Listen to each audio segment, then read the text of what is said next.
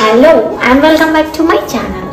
अभी मैं মাতাশ্রী को लेके সন্তান দেখতে যাচ্ছি। জানি না তারপরে ফিডব্যাকটা কি আসতে চলেছে, যেমন আমার ঘরে কি বোম আসতে চলেছে। তাই অনেকদিন সিনেমা দেখতে যাই না, তো চলো চ্যানেলে নতুন ভিডিও আসতে চলেছে অনেকদিন পর, তো সেটা একটা মুভি रिव्यू হোক না কেন।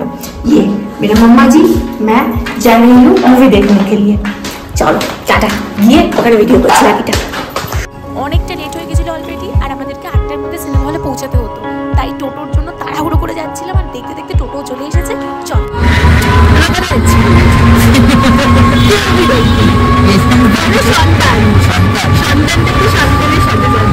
আচ্ছা, এই মুভিটাতে শুনেছি যে ওই বড় হয়ে ছেলেমেয়েরা আমাকে দেখে না হ্যান্ড ম্যান নিয়ে এসব নিয়ে মুভিটা, মানে এটা হলো জিসটা। আমি জানি না, দেখিনি, শুধু ওই ট্রেলার দেখে বুঝেছি। মাঝে মাঝে মাঝে মুভি দেখতে যাবে, চলে যাই। তো প্রথম ভাবছিলাম কি মুভি দেখা যায়, অনেকদিন ধরে আমার শরীরটাও খারাপ, প্রচুর কিছু আছে, তাই সেই রিজনে ভিডিও দিতে পারি না চ্যানেলে। তো আপাতত একটা মুভি রিভিউ দিয়ে নতুন করে আমি শুরু করছি। যাই 8টার সময় শুরু হচ্ছে, এখন প্রায় 1:30 বাজে, এখনো আমি পৌঁছাই করছি।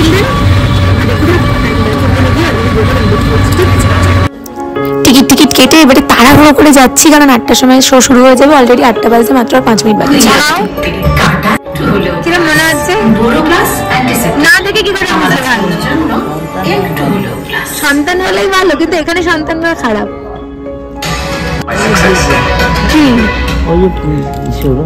ওই সেন্টার দিয়েছে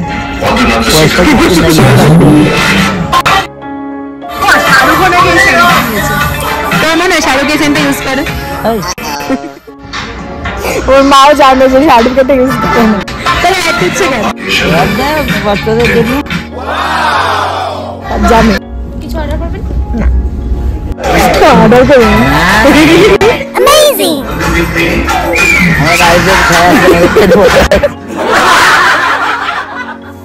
আমাদের পয়সা নেই। এখানে আমরা এত কথা বলছিলাম থেকে উনি গুলি মেরে দিলেন।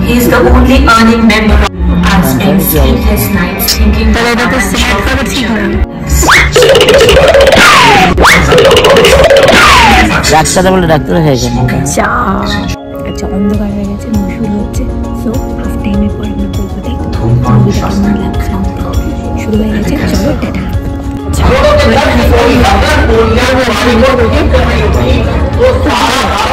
কি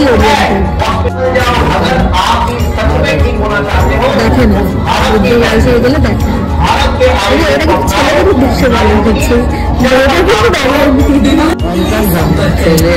দেখিয়েছে তাকে ছেলেটা।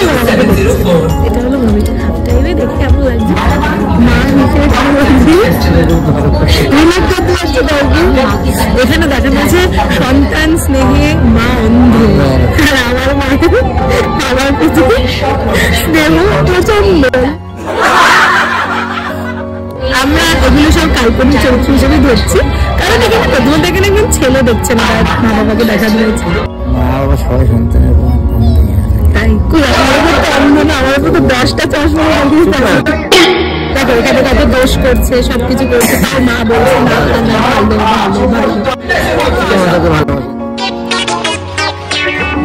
এখানে বাবা ছেলেকে ভালোবাসে না, মা বলছে যে না, মাটা তো অন্ধ বিশ্বাস করে। তুমি তো আমাকে এরকম অন্ধ ফন্ধ বিশ্বাস করো, আমি তো বিশ্বাসই করি না।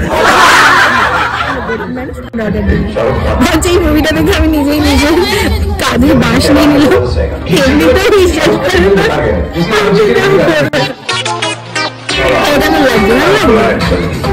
খাদান দেখতে আসবো পরে, এরপর আমরা আরেকটা মুভি দেখবো, খাদান নেক্সট উইকে দেখবো। হ্যাঁ ভালো আর্টি, এটা SBF এর মুভি, ভালো তো অবশ্যই ভালো হাউসের মুভি। হ্যাঁ ডিরেকশন SBF প্রডিউসড হয়েছে। তারপর রিভিউ দেবো, কিভাবে কি হয়েছে, যতটা পারবে ততটা তুলে দেবো। আচ্ছা, শুভশ্রী এখানে উকিলের ভূমিকায় আছে, তো দেখা যাক। এখন ইন্টারভেল চলছে, ইন্টারভেলের আগে ছিল মিঠুন বললো শুভশ্রীকে কোর্টে কেসটা ওঠানোর জন্য অ্যাপ্লাই করলে, এবং লয়ার আপনার ইন্টারভেলের পর ওই কেসটা হবে। সেসব হোক,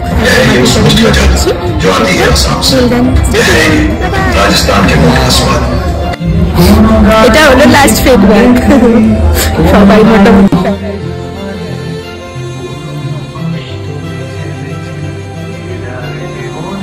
সবাই শেষে একটু ভারাক্রান্ত হয়ে গেছিল, তো সেটাই কিছু মুহূর্ত তুলে ধরার চেষ্টা করেছিলাম এখানে।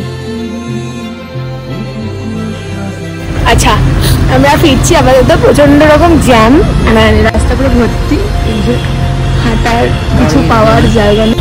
আমরা হেঁটে হেঁটেই ফিরছি। ওখানে সবাই খুব ইমোশনাল হয়ে গেছিলো সেই সিনটার জন্য, তাই জন্য আর সবার সামনে সবাই কান্নাকাটি করছে সেটা আর ভিডিও করিনি, তবু চেষ্টা করেছি বোঝানোর জন্য। ভালো লেগেছে। কেমন লেগেছে? একটু ইমোশনাল টাচ তো থাকবে, স্বাভাবিক। সেটাও এনজয়েবল, এন্টারটেইন পারপাস যদি নেওয়া যায় নেওয়ার মতন, আর একটু শিক্ষণীয়, মানে কিছুটা ভারাক্রান্ত শেষ অব্দি। তো আপাতত এইভাবে হাত কাটতে কথা বলছি কারণ আমরা অলরেডি লেট।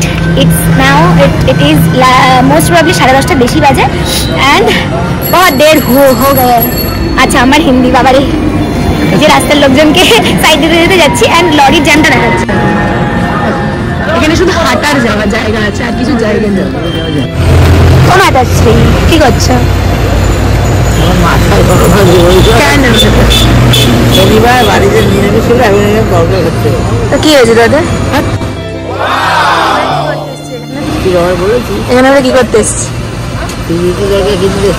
রুটিটা আমার জন্য, রুটিটা সবার জন্য, তরকাটা আমি বলেছি তাই।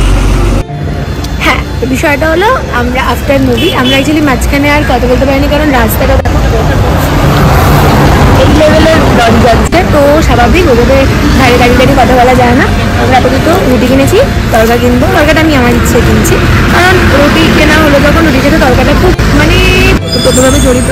বাবা শুধু বলেছিল রুটি নিয়ে আসতে, কারণ 10:30 বেজে গেছে। এবার মা বাড়ি গিয়ে রান্না করলে একটু দেরি হয়ে যাবে, আর বাড়িতে সবাই পেশেন্ট, আমিও পেশেন্ট। এখন মা বাবা সবাই হাই প্রেশার, হার্টের প্রবলেম, এই ওরিয়েন্টেড, এত রাত করে খাওয়াটা ঠিক না।